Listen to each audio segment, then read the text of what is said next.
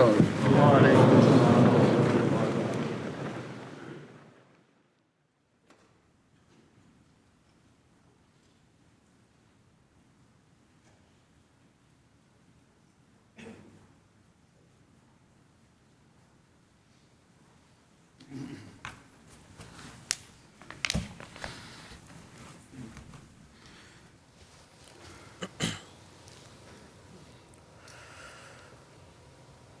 اللہ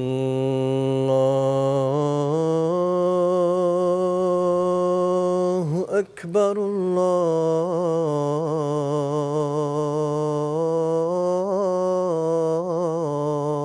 اکبر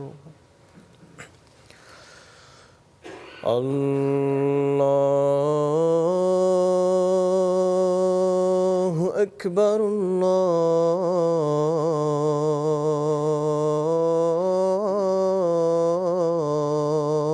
اکبر. اشہد ان لا الہ الا اللہ. اشہد ان لا الہ الا اللہ.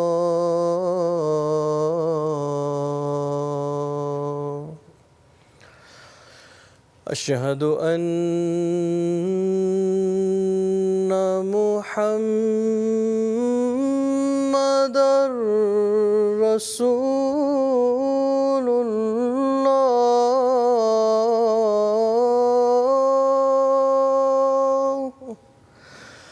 اشہد ان محمد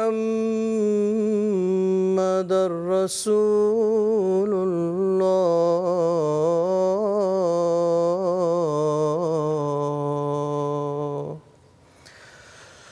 حی علی الصلاة.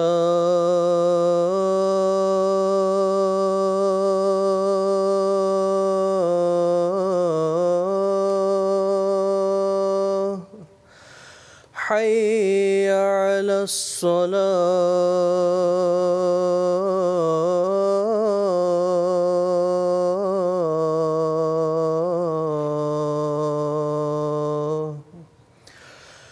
حی علی الفلاح.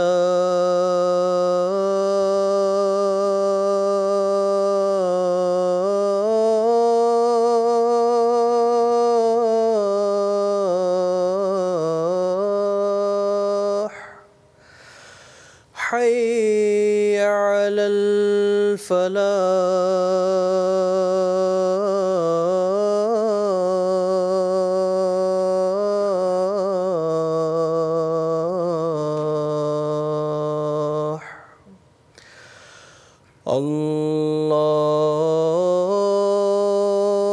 اللہ اکبر اللہ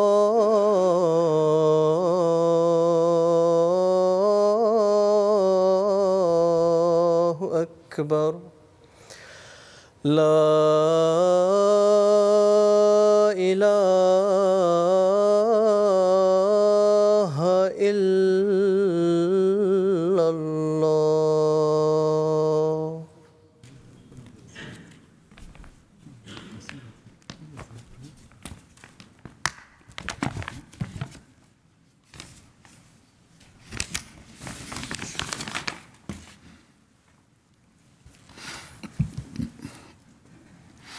السلام علیکم ورحمۃ اللہ.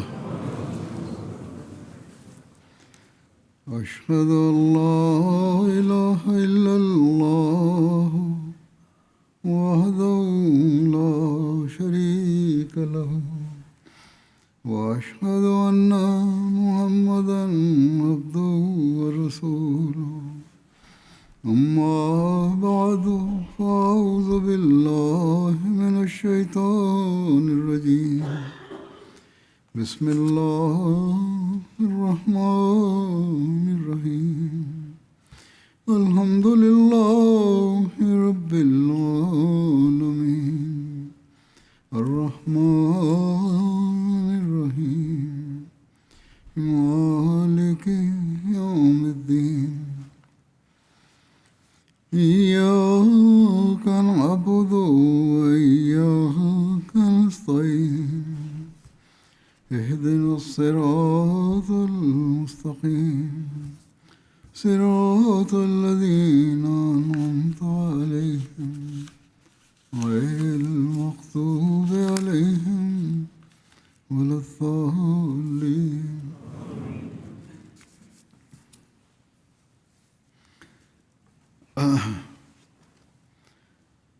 حضرت صلی اللہ علیہ وسلم کی سیرت کے پہلو عجز و انکسار کا ذکر ہو رہا تھا. آج بھی وہی ذکر ہے. آپ صلی اللہ علیہ وسلم کی عاجزی کا کیا معیار تھا. چھوٹی چھوٹی باتوں کی مثالیں دے کر آپ اس کا اظہار فرمایا کرتے تھے. حضرت یحییٰ بن ابی کثیر سے مروی ہے کہ رسول اللہ صلی اللہ علیہ وسلم نے فرمایا میں اسی طرح کھاتا ہوں جیسے ایک غلام کھاتا ہے اور اسی طرح بیٹھتا ہوں جیسے ایک غلام بیٹھتا ہے کیونکہ میں بھی تو ایک بندہ ہی ہوں. یعنی سرداروں اور رئیسوں والا تکبر اور خود بینی نمائش میرے اندر نہیں ہے.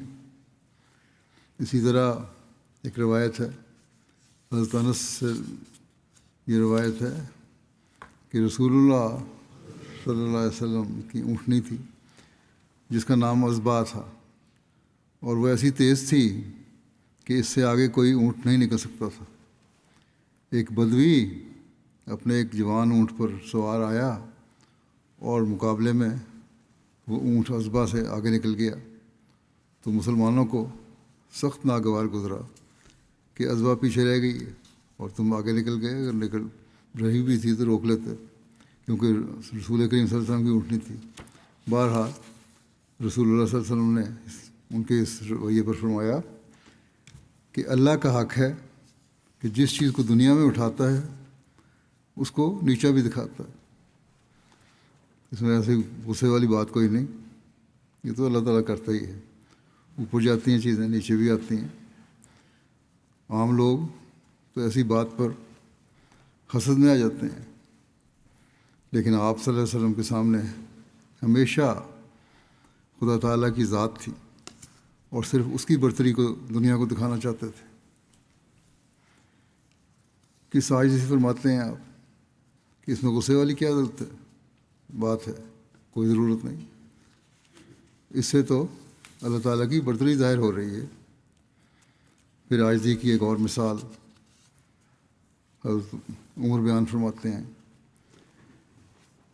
کہ میں نے نبی صلی اللہ علیہ وسلم سے عمرے کی اجازت چاہی. آپ نے اجازت مرحمت فرمائی اور فرمایا اے میرے بھائی اپنی دعا میں مجھے نہ بھولنا. حضرت عمر بیان کرتے ہیں کہ آپ صلی اللہ علیہ وسلم نے یہ ایک ایسی بات فرمائی تھی کہ اس کے بدلے مجھے پوری دنیا بھی مل جاتی تو بھی مجھے خوشی نہ ہوتی. آپ صلی اللہ علیہ وسلم پر درود بھیجنے کو اللہ تعالیٰ نے ضروری قرار دیا ہے اور قبولیت دعا کے لیے ضروری قرار دیا ہے. لیکن عاجزی کی انتہا ہے کہ آپ اپنے ایک مرید کو فرما رہے ہیں کہ میرے لیے دعا کرنا. کسی کام کے کرنے میں بھی آپ آر نہیں سمجھتے تھے اور چھوٹے سے چھوٹا کام بھی آپ خود کر کے دوسروں کو دکھاتے تھے اور بلکہ سکھاتے تھے. چنانچہ ایک روایت ہے حضرت ابو سعید خدری بیان کرتے ہیں کہ نبی صلی اللہ علیہ وسلم کا گزر ایک لڑکے کے پاس سے ہوا. ایک بکری کی کھال وہ اتار رہا تھا تو آپ نے اسے پرے کیا اور فرمایا پیچھے ہٹو تاکہ میں تمہیں صحیح طریقہ دکھاؤں کیونکہ مجھے نہیں لگتا کہ تم کھال اتارنے میں مہارت رکھتے ہو. چنانچہ آپ نے اپنا ہاتھ کھال اور گوشت کے درمیان داخل کیا اور اسے اندر تک لے گئے یہاں تک کہ وہ بغل تک چھپ گیا. پھر آپ نے فرمایا یوں کرو اے لڑکے اس طرح کھال اتارو. آپ نے اس کا سارا کام بھی کیا اور اس کو سکھایا بھی.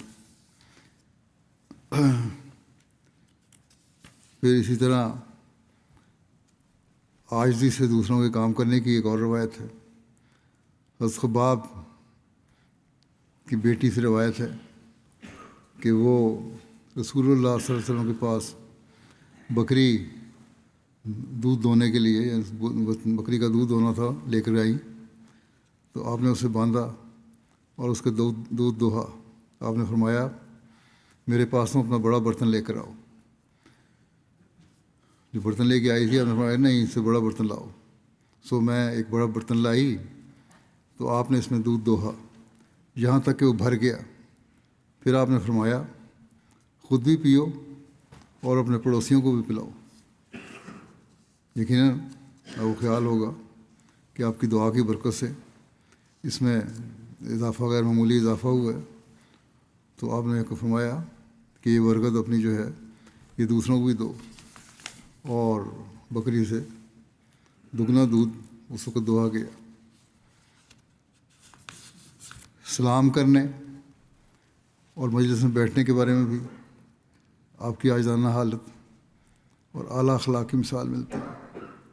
چنانچہ روایت ہے حضرت انس بن مالک نے بیان کیا جب کوئی شخص نبی صلی اللہ علیہ وسلم کے سامنے آتا تو آپ اس سے مصافحہ فرماتے.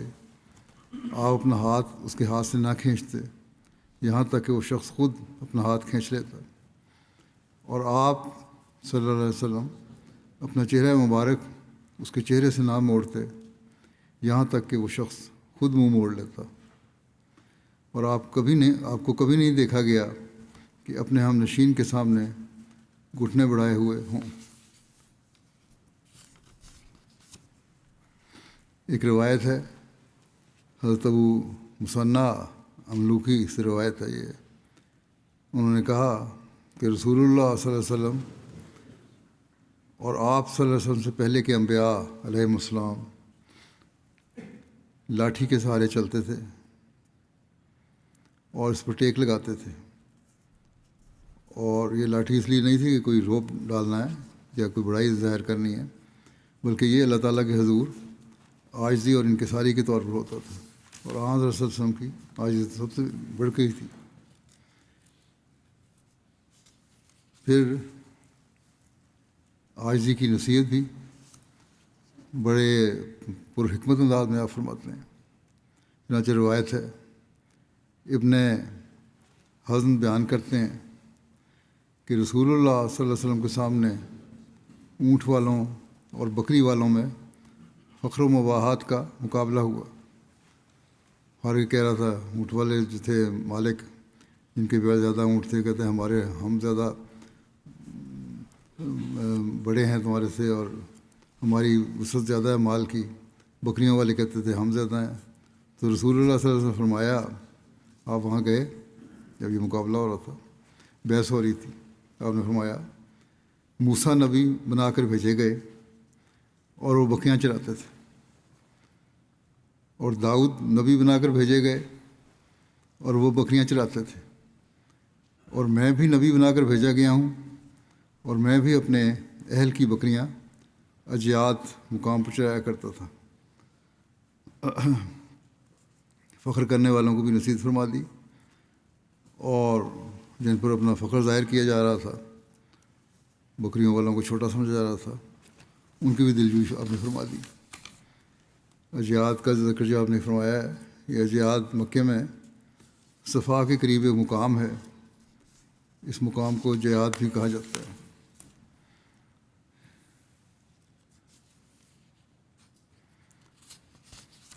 کوئی آپ میں فخر نہیں تھا. غریبوں سے بھی آپ عاجزی سے ملتے، ان کی دلجوئی فرماتے تھے. چنانچہ روایت ہے حضرت انس بن مالک سے یہ روایت ہے کہ بادیہ نشینوں میں یعنی گاؤں کے رہنے والے جو تھے ان میں ایک آدمی تھا جن کا نام ظاہر تھا. وہ حضرت صلی اللہ علیہ وسلم کے لیے دیہات کی سوغاتیں ساتھ لایا کرتا تھا. وہاں کی جو مختلف چیزیں ہوتی ہیں دیہات کی لاتا تھا. اور جب وہ جانے لگتے تو حضرت صلی اللہ علیہ وسلم بھی ان کو کافی مال و متاع دے کر روانہ فرماتے. حضرت صلی اللہ علیہ وسلم فرمایا کرتے تھے کہ ظاہر ہمارے بادیہ نشین یعنی گاؤں میں رہنے والے دوست ہیں اور ہم ان کے شہری دوست ہیں۔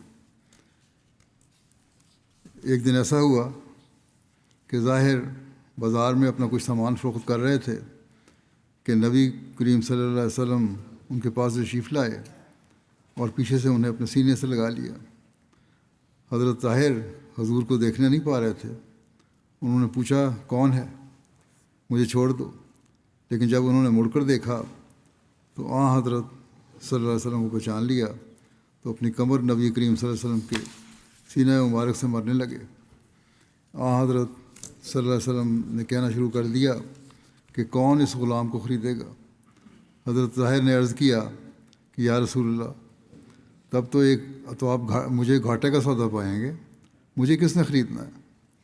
اس پر نبی کریم صلی اللہ علیہ وسلم نے فرمایا کہ اللہ کے نزدیک تم گھاٹے کا سودا نہیں ہو، یا فرمایا کہ اللہ کے حضور تم بہت قیمتی ہو۔ اسی واقعہ کو ایک خطبے میں ذکر کرتے ہوئے مسلمہ نے اس طرح بیان فرمایا ہے کہ حضور کے ایک صحابی تھے جو کسی پیدائشی نقص کی وجہ سے نہایت ہی بد شکل تھے، یعنی زیادہ اچھی شکل نہیں تھی اور نہایت درجہ غریب بھی تھے، جسم اور کپڑے خاک آلود تھے۔ اسی حالت میں پسینے سے لبریز وہ بازار میں کسی کی کوئی چیز بیچ رہے تھے، مگر اس صحابی نے کوئی چیز ایسی تھی جس کی حضور کے دل میں قیمت تھی، آپ بہت قدر فرماتے تھے۔ اسی حالت میں جب کہ خود انہیں اپنے آپ سے گھینا آ رہی تھی، وہ اپنے آپ کو سمجھتے تھے کہ میں پسینے میں لترا ہوا ہوں، مٹی میرے پر پڑی ہوئی ہے، اور خود بھی شاید گھبراتے ہوں گے۔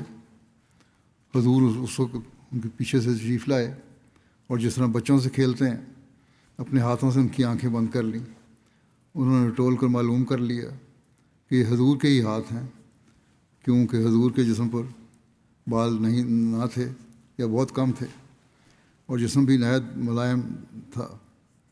اس پر وہ بھی محبت سے اپنا جسم حضور کے جسم سے رگڑنے لگے، جس سے حضور کا جسم اور کپڑے بھی میلے ہونے لگے، مگر حضور نے ذرا بھر برا نہ منایا۔ حضور نے اس پر ہاتھ رکھا اور فرمایا یہ میرا غلام ہے، کوئی ہے جو اسے خریدے؟ اس پر ان کا دل بھر آیا، یعنی ان صحابی کا، اور حضور سے کہا میرے آقا، یہ تو ایک بے نفع اور بے قیمت چیز ہے، اسے کون خریدے گا؟ حضور نے فرمایا ہرگز نہیں، اللہ تعالیٰ کے نزدیک اس کی بہت قیمت ہے۔ حضرت حسن بن علی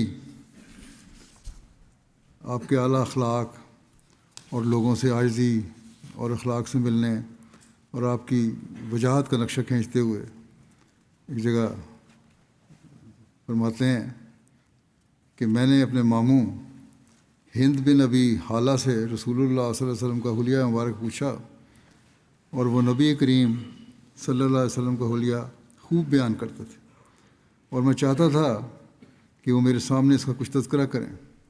اس پر انہوں نے بتایا کہ رسول اللہ صلی اللہ علیہ وسلم باروب اور وجیح شکل و صورت کے تھے، آپ کا چہرہ مبارک یوں چمکتا تھا جیسے 14ویں رات کا چاند۔ پھر انہوں نے یہ مکمل حدیث بیان کی۔ حضرت ساری تفصیل کھینچی۔ حضرت حسن کہتے ہیں میں نے یہ روایت حضرت حسین سے ایک عرصہ تک چھپائے رکھی، جو مجھے ساری معلومات جو انہوں نے دی تھیں، پھر ان سے بیان کی تو یہ معلوم ہوا کہ وہ اس بارے میں مجھ پر سبقت لے جا چکے ہیں، اور مجھ سے پہلے ہی ان سے وہ کچھ پوچھ چکے ہیں جو میں نے ان سے پوچھا تھا۔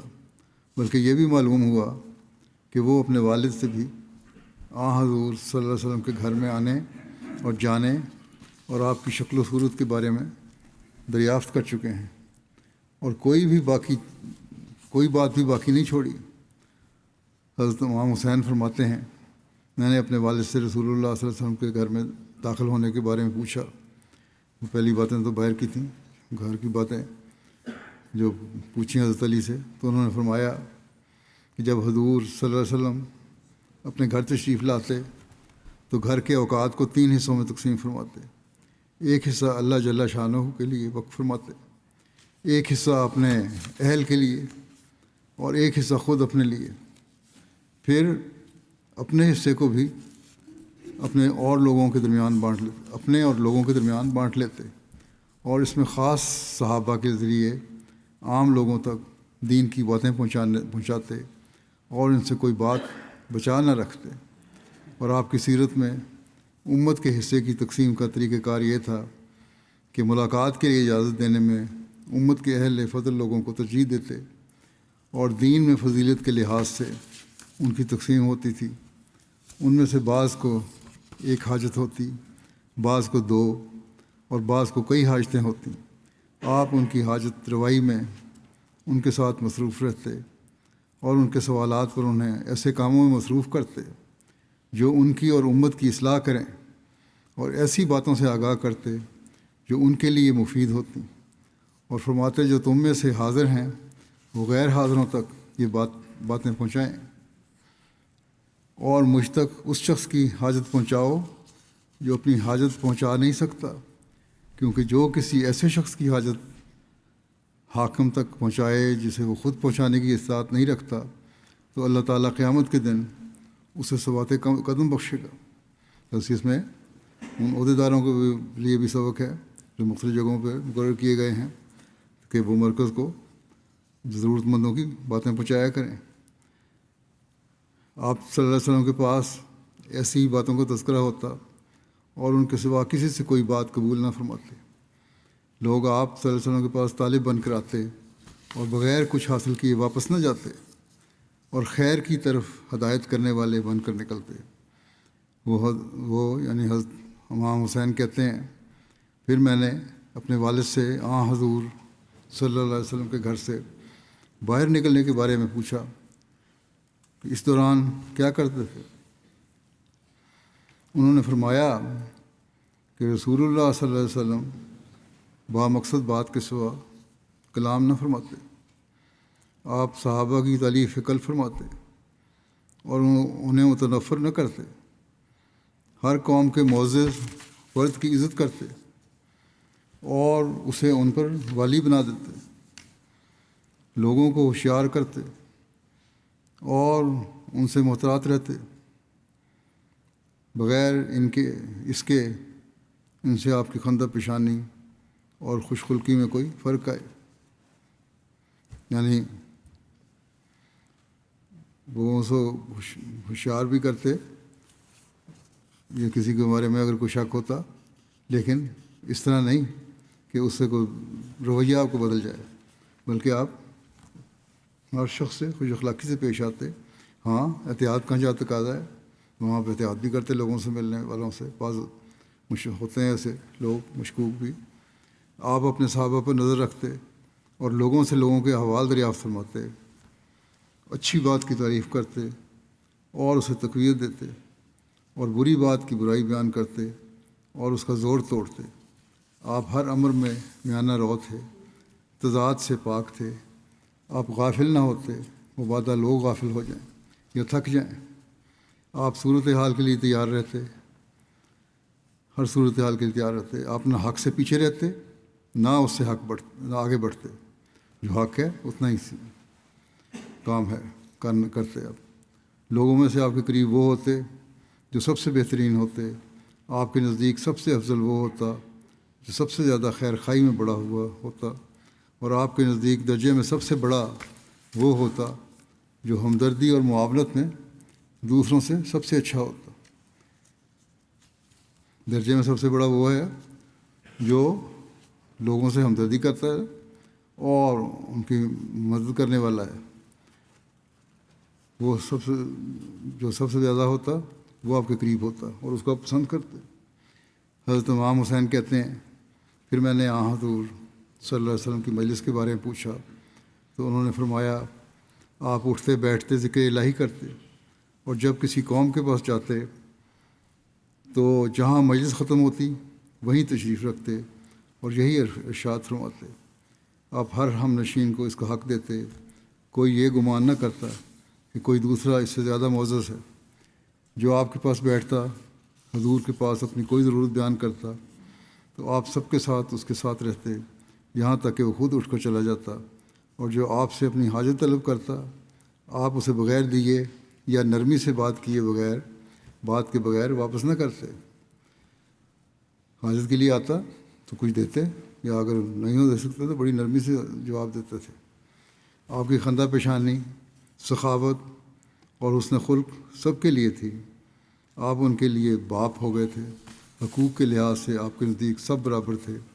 آپ کی مجلس علم اور حیا اور صبر اور امانت کی مجلس ہوتی، نہ اس میں آوازیں بلند ہوتیں، نہ قابل احترام چیزوں کی بے حرمتی ہوتی، نہ کسی کی کمزوریوں کو بیان کیا جاتا، سب آپس میں برابر ہوتے، اور تقویٰ کے سبب وہ ایک دوسرے پر فضیلت رکھتے۔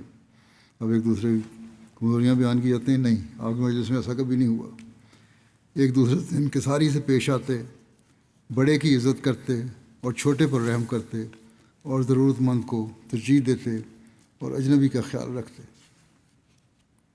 یہ نہیں کوئی اجنبی آیا تو اس کو توجہ نہ دو، اس کا بھی خیال رکھتے۔ حضرت اقدس مسیح موعود علیہ السلام فرماتے ہیں، خدا کی رضا میں فانی لوگ نہیں چاہتے کہ ان کو کوئی درجہ اور امامت دی جائے۔ وہ ان درجات کی نسبت گوشہ نشینی اور تنہا عبادت کے مزے لینے کو زیادہ پسند کرتے ہیں، مگر ان کو خدا تعالیٰ کشاں خلق کی بہتری کے لیے ظاہر کرتا اور مبعوث فرماتا ہے۔ ہمارے نبی کریم صلی اللہ علیہ وسلم بھی تو غار میں ہی رہا کرتے تھے اور نہیں چاہتے تھے کہ ان کا کسی کو پتہ بھی ہو۔ آخر خدا نے ان کو باہر نکالا اور دنیا کی ہدایت کا بار ان کے سپرد کیا۔ حضرت صلی اللہ علیہ وسلم کے پاس ہزاروں شاعر آتے اور آپ کی تعریف میں شعر کہتے تھے، مگر لعنتی ہے وہ دل جو خیال کرتا ہے کہ حضرت صلی اللہ علیہ وسلم ان کی تعریفوں سے پھولتے تھے، یعنی کہ خوش ہوتے تھے۔ وہ ان کو مردہ کیڑے کی طرح خیال کرتے تھے۔ مدح وہی ہوتی ہے جو خدا آسمان سے کرے۔ یہ لوگ محبت ذاتی میں غرق ہوتے ہیں، ان کو دنیا کی مدح و ثناء کی پرواہ نہیں ہوتی۔ تو یہ مقام ایسا ہوتا ہے کہ خدا آسمان اور عرش سے ان کی تعریف اور مدح کرتا ہے۔ پھر حضرت اقدس مسیح علیہ السلام فرماتے ہیں، کوئی شخص عیسائی ہمارے نبی صلی اللہ علیہ وسلم کے پاس آیا۔ حضرت نے اس کی بہت تواضع خاطر کی داری کی۔ وہ بہت بھوکا تھا۔ حضرت نے اس کو خوب کھلایا کہ اس کا پیٹ بہت بھر گیا۔ رات کو اپنی رضائی عنایت فرمائی۔ جب وہ سو گیا تو اس کو بہت زور سے دست آیا کہ وہ روک نہ سکا اور رضائی میں ہی کر دیا۔ جب صبح ہوئی تو اس نے سوچا کہ میری حالت کو دیکھ کر کراہت کریں گے، شرم کے مارے وہ نکل کر چلا گیا۔ جب لوگوں نے دیکھا تو حضرت سے عرض کی کہ جو نصرانی عیسائی تھا وہ رضائی کو خراب کر گیا ہے، اس میں دست پھرا ہوا ہے۔ حضرت نے فرمایا کہ مجھے دو تاکہ میں صاف کر دوں۔ لوگوں نے عرض کیا کہ حضرت آپ کیوں تکلیف اٹھاتے ہیں، ہم جو حاضر ہیں ہم صاف کر دیں گے۔ حضرت نے فرمایا کہ وہ میرا مہمان تھا، اس لیے میرا ہی کام ہے، اور اس کو پانی منگا کر خود ہی صاف کرنے لگے۔ نہایت عاجز سے مہمان کی جو تھا گند اس کو صاف کیا۔ وہ عیسائی جب ایک کوس نکل گیا تو اس کو یاد آیا کہ اس کے پاس جو سونے کی سلیب تھی وہ چارپائی پر بھول آیا ہے۔ اس لیے واپس آیا تو دیکھا کہ حضرت اس کے پخانہ کو رضائی پر سے خود صاف کر رہے ہیں۔ اس کو ندامت آئی اور کہا کہ اگر میرے پاس یہ ہوتی تو میں کبھی اس کو نہ دھوتا۔ اس سے معلوم ہوا، اس نے سوچا کہ اس سے معلوم ہوا کہ ایسا شخص کہ جس میں اتنی بے نفسی ہے، اتنی عاجزی ہے، اور وہ خدا تعالیٰ کی طرف سے ہے، پھر وہ مسلمان ہو گیا۔ آپ کے اس عمل کو دیکھ کے حضرت صلی اللہ علیہ وسلم کو جو پہلی وحی ہوئی اس وقت بھی آپ کی عاجزی اور انکساری کا ہی اظہار ہوتا ہے۔ حضرت مسلم موعود رضی اللہ عنہ غار حرا کے واقعے کو بیان کرتے ہوئے فرماتے ہیں کہ سب سے پہلے ہی وحی غار حرا میں نازل ہوئی جب جبرائیل رسول کریم صلی اللہ علیہ وسلم کو نظر آئے اور اس نے کہا اقرا یعنی پڑھ۔ اس کے جواب میں رسول کریم صلی اللہ علیہ وسلم نے فرمایا ما انا بقاری، میں پڑھنا نہیں جانتا۔ مطلب یہ تھا کہ یہ بوجھ مجھ پر نہ ڈالا جائے، کیونکہ اس وقت آپ صلی اللہ علیہ وسلم کے سامنے کوئی کتاب تو نہیں رکھی تھی جسے آپ صلی اللہ علیہ وسلم نے پڑھنا تھا، بلکہ جو کچھ جبرائیل بتاتا وہ آپ کو زبانی کہنا تھا، اور یہ آپ صلی اللہ علیہ وسلم کہہ سکتے تھے، مگر آپ صلی اللہ علیہ وسلم نے انکسار کا اظہار کیا۔ لیکن چونکہ اللہ تعالیٰ نے اس کام کے لیے آپ صلی اللہ علیہ وسلم کو ہی چنا تھا، اس لیے بار بار کہا پڑھو۔ آخر تیسری بار کہنے پر آپ نے پڑھا، اور پھر وہ اس نے فرشتے نے وہ آیت پڑھائی کہ رب بسم ربک الذی خلق والی۔ اس طرح اس واقعے کے بارے میں ایک اور جگہ مسلم عود نے یوں لکھا ہے تفسیر میں،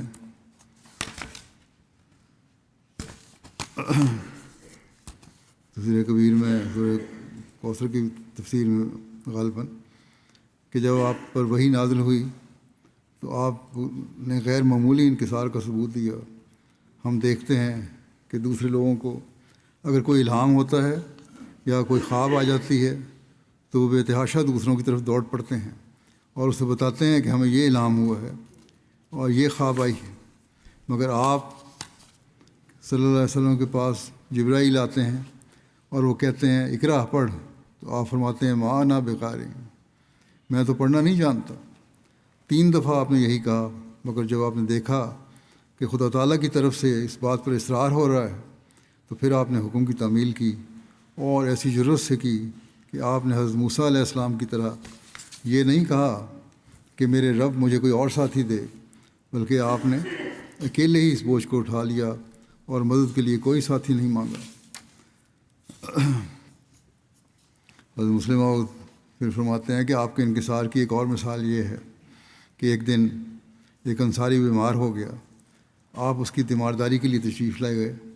واپسی پر اس انصاری نے آپ کو سواری کے لیے ایک گھوڑا دیا اور اپنے بیٹے سے کہا کہ تم رسول اللہ کریم صلی اللہ علیہ وسلم کے ساتھ جاؤ، شاید آپ کو اور آدمی تلاش کرنے میں دقت ہو، یعنی کوئی اور ملے ساتھی سفر کرنے کے لیے ساتھ،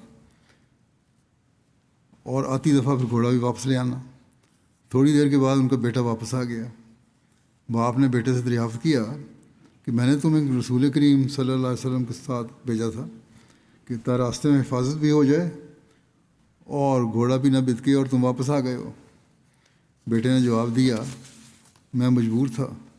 جب رسول کریم صلی اللہ علیہ وسلم باہر تشریف لے گئے تو آپ نے مجھ سے فرمایا تم بھی میرے پیچھے بیٹھ جاؤ۔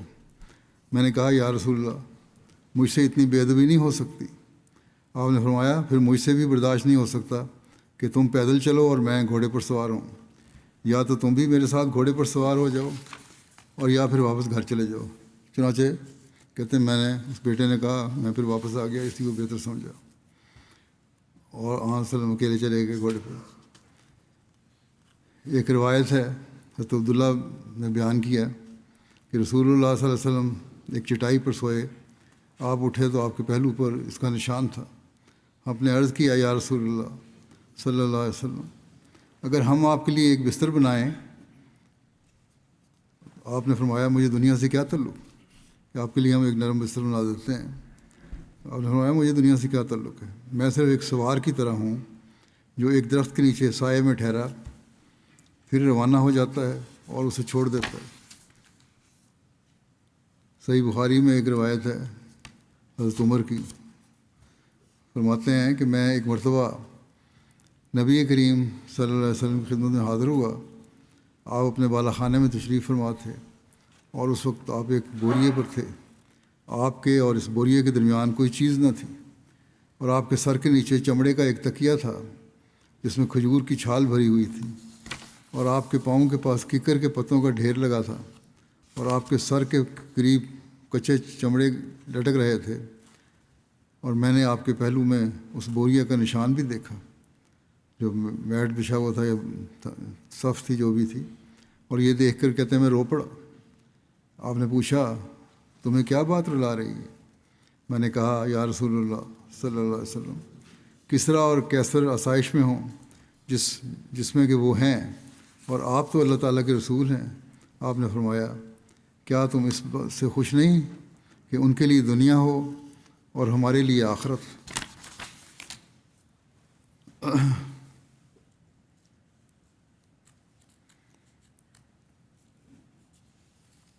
حضرت مسیح موعود علیہ السلام اس واقعے کو بھی بیان کرتے ہوئے اس طرح فرماتے ہیں کہ حضرت صلی اللہ علیہ وسلم کی تمتع دنیاوی کا یہ حال تھا کہ ایک بار حضرت عمر آپ سے ملنے گئے، ایک لڑکا بھیج کر اجازت چاہی۔ حضرت صلی اللہ علیہ وسلم ایک کھجور کی چٹائی پر لیٹے ہوئے تھے۔ جب حضرت عمر اندر آئے تو آپ اٹھ کر بیٹھ گئے۔ حضرت عمر نے دیکھا کہ مکان سب خالی پڑا ہے اور کوئی زینت کا سامان اس میں نہیں ہے، ایک کھونٹی پر تلوار لٹک رہی ہے، یا وہ چٹائی ہے جس پر آپ لیٹے ہوئے تھے اور جس کے نشان اسی طرح آپ کے پشت مبارک پر بنے ہوئے تھے۔ حضرت عمر اس کو دیکھ کر رو پڑے۔ آپ نے پوچھا، اے عمر، تجھ کو کس چیز نے رلایا؟ عمر نے عرض کیا کہ کسریٰ اور کیسر تو تنعم کے اسباب رکھیں، اور آپ جو خدا کے رسول اور دو جہان کے بادشاہ ہیں اس حال میں رہیں۔ حضرت صلی اللہ علیہ وسلم نے فرمایا، اے عمر، مجھے دنیا سے کیا غرض؟ میں تو اس مسافر کی طرح گزارا کرتا ہوں جو اونٹ پر سوار منزل مقصود کو جاتا ہو، ریگستان کا راستہ ہو اور گرمی کی سخت شدت کی وجہ سے کوئی درخت دیکھ کر اس کے سائے میں سستا لے، اور جو ہی کہ ذرا پسینہ خشک ہوا وہ پھر چل پڑے۔ بد اخلاق لوگوں سے بھی آپ ہمیشہ نرمی اور عاجزی کے اعلیٰ اخلاق کا مظاہرہ فرماتے تھے۔ حضرت ابو ہریرہ رضی اللہ عنہ سے روایت ہے کہ ایک آدمی نے رسول اللہ صلی اللہ علیہ وسلم کے پاس آ کر اپنا حق طلب کیا اور سخت لہجہ اختیار کیا۔ صحابہ کرام اس پر ناراض ہوئے، مگر رسول اللہ صلی اللہ علیہ وسلم نے فرمایا، چھوڑ دو، کیونکہ حق والے کے پاس اپنی بات کہنے کا حق ہے، کیونکہ اس کا حق دینا ہے میں نے، بہرحال وہ بات کرنے کا حق رکھتا ہے، اور اس کے لیے ایک اونٹ خرید کر اسے دے دو۔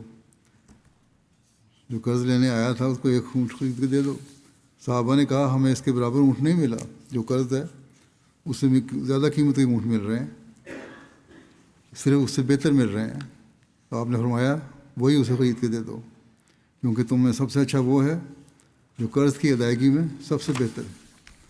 اب یہاں بعض جھگڑے جو ہوتے ہیں، اصل قرض جو دینا ہوتا ہے اس سے بھی وہ بھی نہیں دے رہے ہوتے، اور لڑ جھگڑ رہے ہوتے ہیں کہ اس میں بھی کمی کرو۔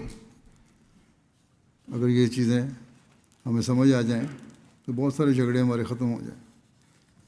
اسی طرح آپ کی عاجزی کا ایک واقعہ یوں ملتا ہے۔ فتح مکہ کے وقت جب رسول کریم صلی اللہ علیہ وسلم مسجد حرام میں داخل ہوئے تو حضرت ابوبکر اپنے والد کو لے کر رسول کریم صلی اللہ علیہ وسلم کی خدمت میں حاضر ہوئے۔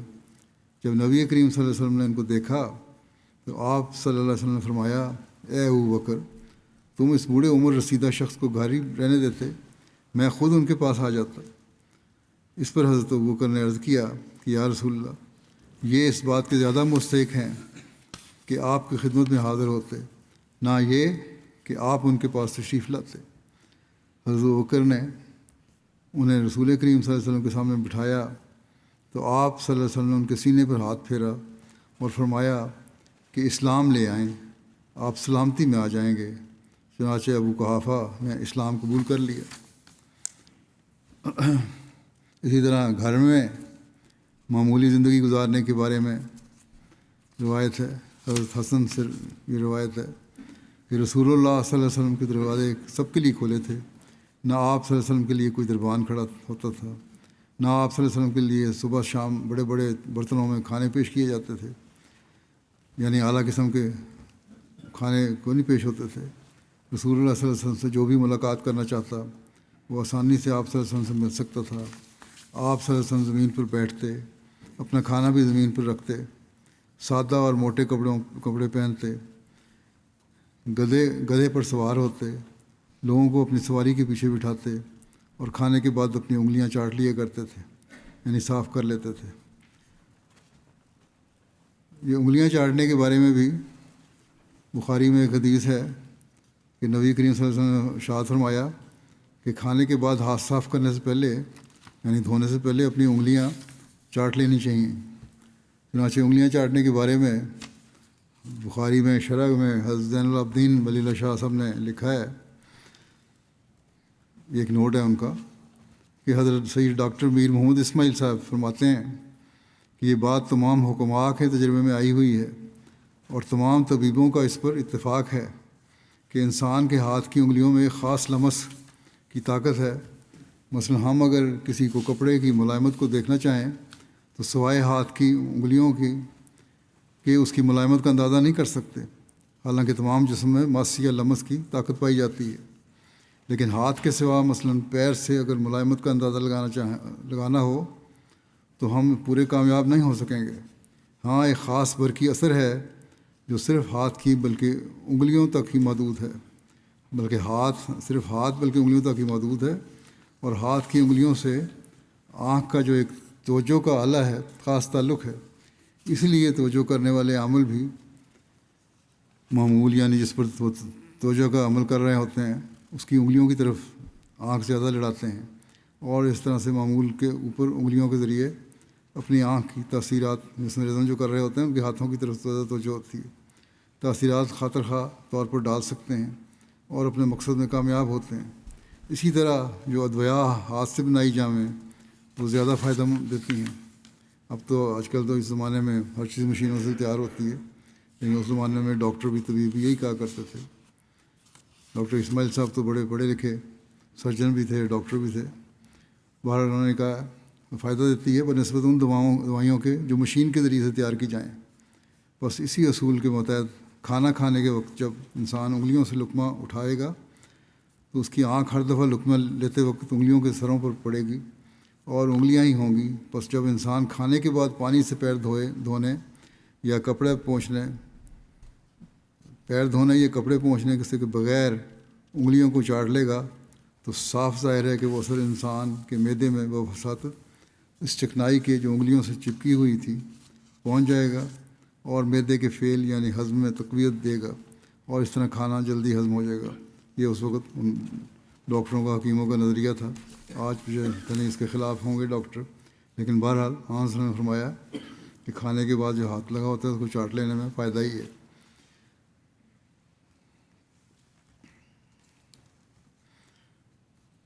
بخاری کی روایت میں ہے کہ فلا یمسح یدہ حتیٰ یلقاہا و یلقاہا، اپنے ہاتھ نہ پونچھے جب تک کہ ان کو چاٹ نہ لے، یا فرمایا ان کو چٹا نہ دے۔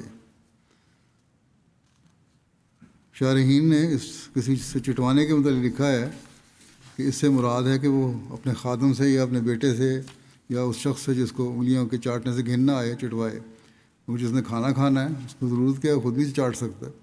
تو شرح لکھنے والے بعض دفعہ کہیں کے کہیں پہنچ جاتے ہیں۔ بہرحال یہ بات نامناسب ہے اور شرف انسانی کے برعکس نظر آتی ہے کہ کسی اور کو کہا جائے کہ تم میری انگلیاں چاٹو۔ اس کا یہ مطلب بہرحال ہو سکتا ہے کہ انسان کھانا کھانے کے بعد اپنی انگلیاں خود بھی چاٹ کر صاف کرے اور اپنے زیر کفالت اور زیر تربیت افراد کو بھی بتائے کہ وہ اپنی انگلیاں چاٹ کر صاف کر لیں، تاکہ ان طبی فوائد اور دیگر مقاصد کو حاصل کرنے والے بنیں جو حضرت صلی اللہ علیہ وسلم کے اس ارشاد میں پنہاں ہیں۔ مسجد میں صفائی جھاڑ پونچھ کے کام کو بھی آپ نے کبھی آر نہیں سمجھا۔ چنانچہ روایت ہے حضرت یعقوب بن زید سے کہ رسول اللہ صلی اللہ علیہ وسلم مسجد میں آنے والی گرد و غبار کو ایک چھڑی سے صاف کیا کرتے تھے، یعنی یہی مراد ہو سکتی ہے اس سے کہ چھڑی کے آگے کوئی کپڑا وغیرہ لگا کر اسے جھاڑ پونچھ کرتے تھے۔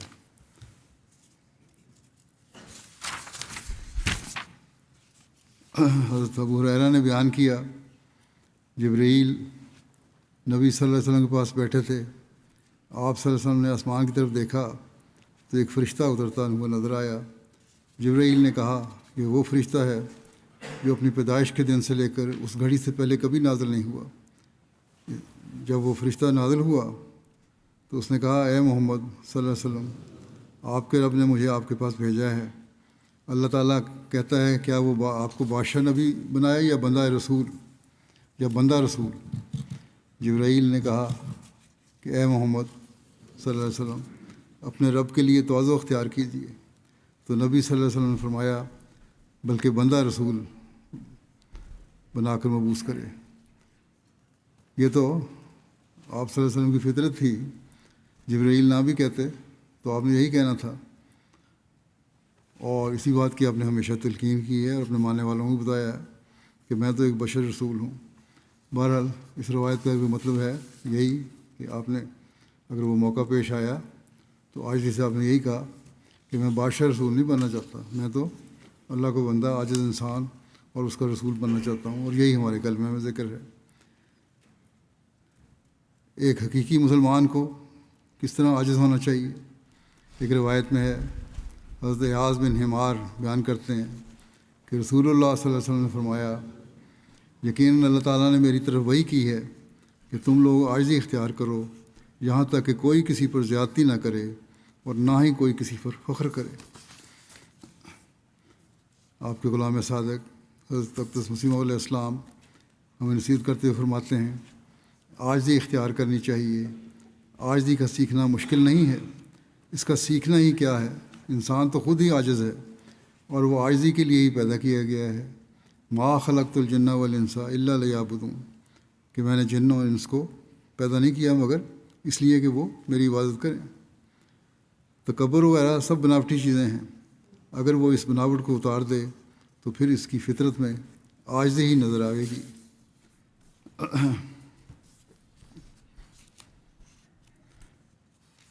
ہمیں نصیحت کرتے ہوئے اور حضرت صلی اللہ علیہ وسلم کے مقام میں عجز کو بیان کرتے ہوئے ایک جگہ حضرت مسیح فرماتے ہیں اللہ تعالیٰ بہت رحیم و کریم ہے، وہ ہر طرح انسان کی پرورش فرماتا اور اس پر رحم کرتا ہے، اور اسی رحم کی وجہ سے وہ اپنے ماموروں اور مرسلوں کو بھیجتا ہے تا وہ اہل دنیا کو گناہ آلود زندگی سے نجات دیں۔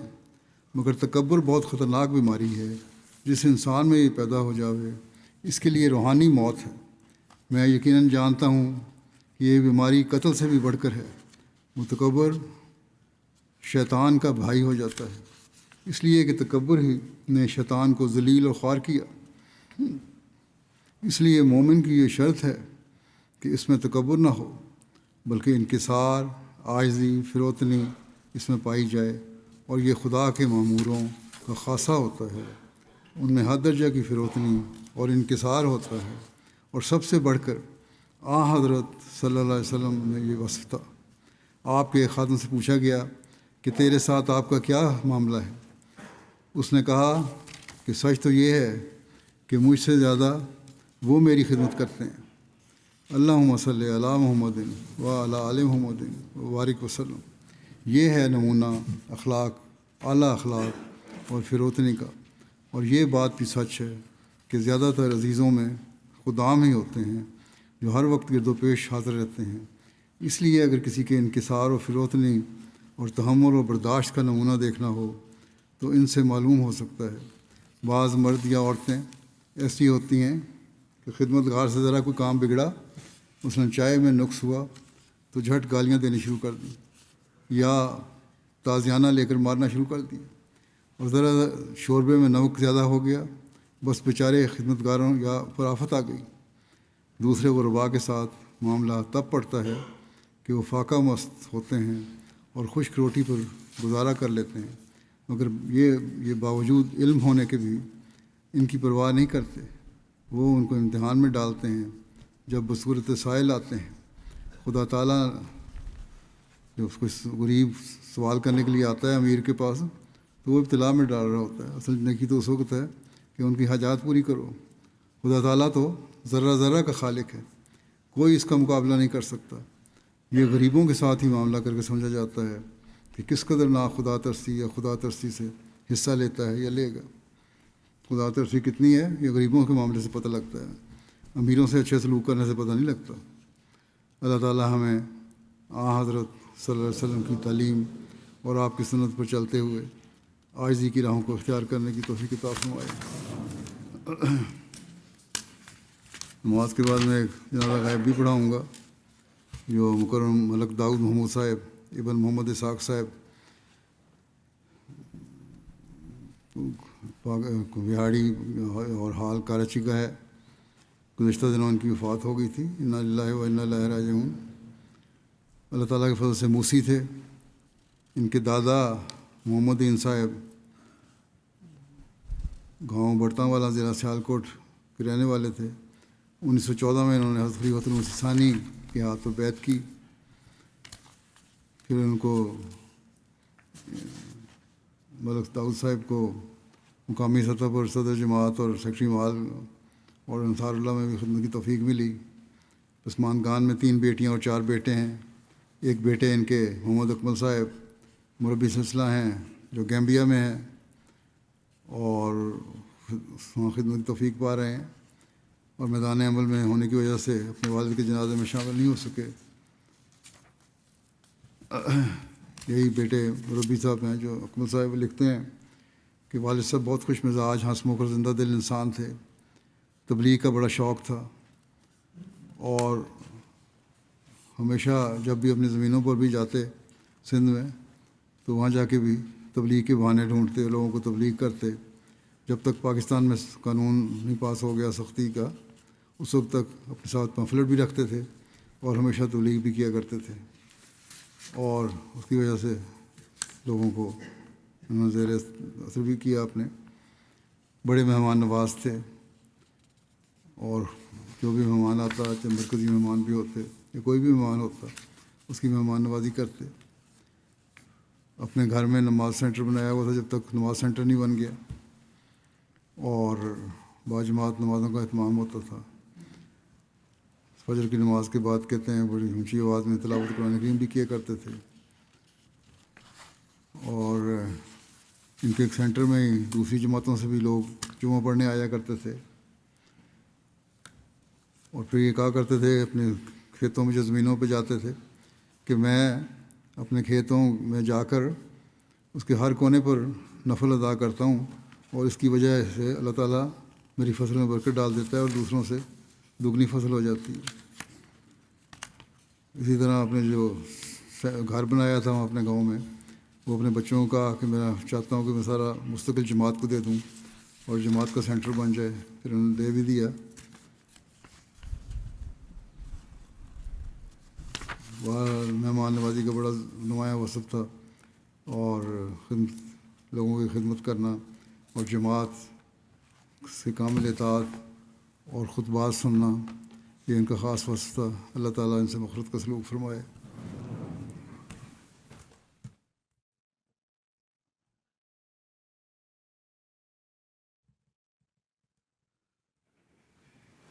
الحمد لله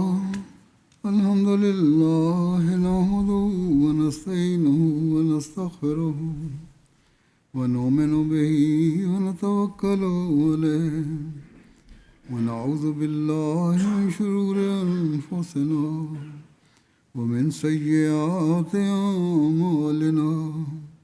من يهده الله فلا مضل له ومن يضلله فلا هادي له. ونشهد أن لا إله إلا الله ونشهد أن محمدا عبده ورسوله. عباد الله رحمكم الله، إن الله يأمر بالعدل والإحسان وإيتاء ذي القربى وينهى عن الفحشاء والمنكر والبغي يعظكم لعلكم تذكرون.